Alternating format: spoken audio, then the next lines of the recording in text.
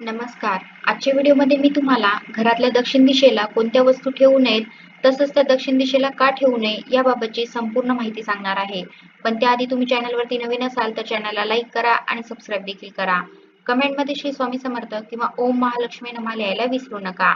घरातल्या दक्षिण दिशेला काही वस्तू ठेवू नयेत, त्यामुळे आपल्याला नुकसान सहन करावं लागतं असं म्हटलं जातं. पण कोणत्या आहेत त्या वस्तू, तसंच त्या दक्षिण दिशेला का ठेवू नये, चला जाणून घेऊया. मानवाप्रमाणे वास्तूलाही 5 ज्ञानेंद्रिय असतात, असं म्हणतात. हवा, वातावरण, जल, भूमी आणि वृक्ष यांच्या संतुलनावरच वास्तू शुभ आणि अशुभ ठरत असते. वास्तूमध्ये दरवाजे, खिडक्या, बेडरूम, दिवाणखाना, किचन हे सगळं योग्य दिशेने नसेल तर अनेक अडचणी उत्पन्न होतात. असा अनुभव अनेकांना येतो. जेव्हा आपण आपलं घर बांधतो तेव्हा पैशाबरोबरच आपल्या भावना आणि आपली स्वप्न सुद्धा त्याच्याशी जोडली जातात. घर बांधताना ज्या गोष्टींची सर्वात जास्त काळजी घेतली जाते ती म्हणजे घराच्या वास्तूची, वास्तुशास्त्राची. जर घरामध्ये वास्तुशास्त्रानुसार काही कमतरता असेल तर केवळ नकारात्मक ऊर्जेला चालना मिळत राहते आणि त्यामुळे घरातील सदस्यांनाही हानी सहन करावी लागते. आपल्या घरातील प्रत्येक दिशेला स्वतःचं असं महत्त्व आहे, पण लोक कोणतीही वस्तू कोणत्याही दिशेला ठेवतात हे तुम्ही पाहिलंच असेल. वास्तुशास्त्रानुसार घराच्या दक्षिण दिशेला काही वस्तू ठेवू नयेत किंवा काही गोष्टी करू नये असं म्हणलं जातं. घराच्या दक्षिण दिशेला पितरांचा वास असतो आणि तिथे कोणत्याही चुकीच्या गोष्टी अजिबात ठेवू नये. असं केल्यामुळे पितर नाराज होतात आणि पितृदोष होऊ शकतो. त्यामुळे घरातून सुख समृद्धी निघून जाते आणि जीवनात अनेक समस्यांना तोंड द्यावे लागते अशी मान्यता आहे. वास्तुशास्त्रानुसार घराच्या दक्षिण दिशेला स्वयंपाकघर कधीही करू नये. असे केल्याने घरात गरिबी येते आणि आर्थिक चणचणही भासू लागते. पूर्व दिशेला स्वयंपाकघर बनवता येईल. तसंच अनेक लोक दक्षिण दिशेला स्टोर रूम करतात, जे चुकीचं आहे. असं केल्यामुळे घरातील समृद्धी हिरावली जाते. वास्तूनुसार घराच्या दक्षिण दिशेला घरातलं देवघर सुद्धा असू नये, कारण दक्षिण दिशेला केलेल्या पूजेचं फळ मिळत नाही अशी मान्यता आहे. तसंच मागितलेल्या इच्छाही पूर्ण होत नाही. म्हणूनच दक्षिण दिशेला शूज आणि चप्पल सुद्धा ठेवू नये. असं केल्यामुळे सुद्धा पितर नाराज होतात. दक्षिण दिशेला जड मशिनरी ठेवणं सुद्धा टाळायला हवं. त्यामुळे घरातील सकारात्मक ऊर्जेचा नाश होतो आणि नकारात्मक ऊर्जा वाढते. घराचा मुख्य दरवाजा दक्षिण दिशेला असणं तर फारच अशुभ मानलं जातं. ही दिशा यमधर्माची दिशा मानली जाते. या दिशेने मुख्य दरवाजा बनवल्यास घरातला मालक कायम दुःखी राहतो. वास्तुतज्ञांच्या मते घराच्या दक्षिण दिशेला स्नानगृह असणं व्यक्तीसाठी हानिकारक आहे. वास्तुदोषामुळे व्यक्तीच्या प्रगतीत बाधा येते आणि समाजात त्याचं नाव आणि कीर्तीही कमी होते. त्याचा वैयक्तिक आणि व्यावसायिक जीवनावर सुद्धा नकारात्मक परिणाम होऊ शकतो.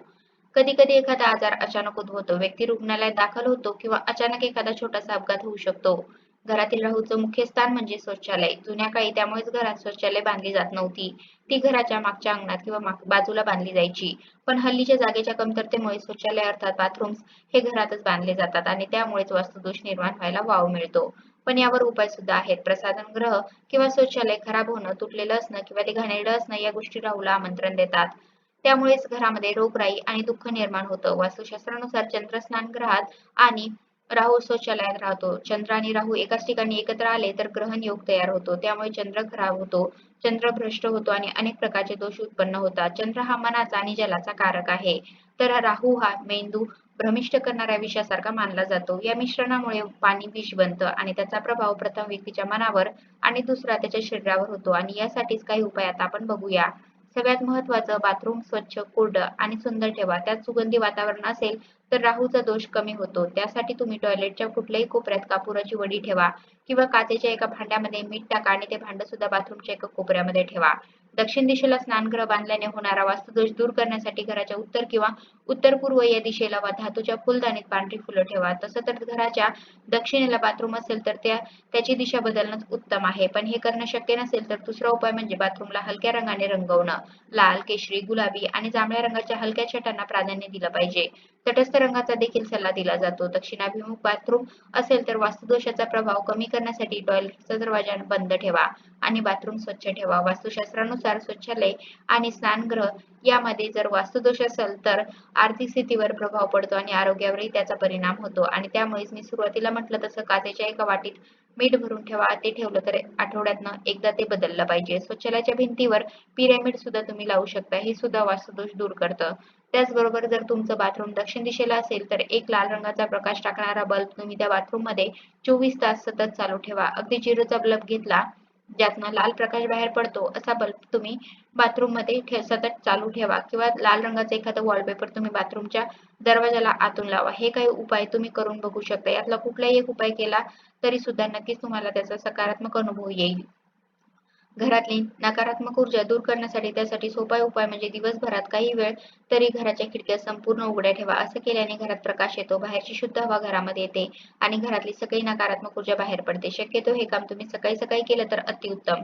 कारण सकाळच्या वेळी हवेमध्ये प्रदूषण कमी असतं आणि हवा शुद्ध असते. सकाळचं वातावरण अगदी आल्हाददायक असतं. त्यामुळे तुम्ही सकाळी उठल्यानंतर तुम्ही घराची सगळी दारं खिडक्या उघडले तर बघा तुमच्या मनामध्ये किती प्रसन्नता येते. त्याचबरोबर घराच्या उत्तर दिशेला तुळशीचं रोप लावा. याशिवाय घराच्या मुख्य दारावर श्री गणेशाची मूर्ती, स्वास्तिक किंवा ओम अशी शुभचिन्हे लावा. ज्या घरामध्ये सकाळ संध्याकाळ नियमित तुपाचा दिवा लावला जातो त्या घरामध्ये कुठल्याही प्रकारची नकारात्मक ऊर्जा राहत नाही. सगळ्यात महत्त्वाचं घरातलं देवघर स्वच्छ ठेवा. देवघरात अर्पण केलेले फुलहार दुसऱ्या दिवशी काढून टाका. घरामध्ये वाळलेल्या फुलांचा गुच्छ ठेवू नका. त्यामुळे घरातल्या सदस्यांना वादविवाद आणि भांडण होण्याची शक्यता असते.